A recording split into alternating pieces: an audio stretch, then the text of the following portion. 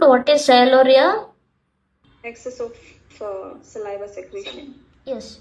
So excess of saliva secretion. So to reduce the saliva secretion, they have to block the muzzle by doing the chemodenervination procedure. The 646, you can see all are with 64611 only options.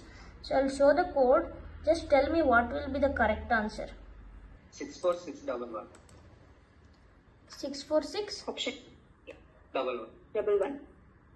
Yes, the code description itself saying it's a bilateral procedure, so we don't need 50 modifier. So if you read the note, one more guideline is there. So is this guideline is not confusing you? 6.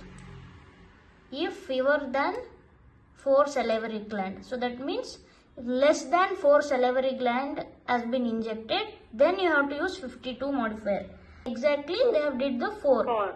Okay, so on this note, whatever the answer you said, 64611 will be correct. And if they have mentioned 2 or 3, what would be the answer?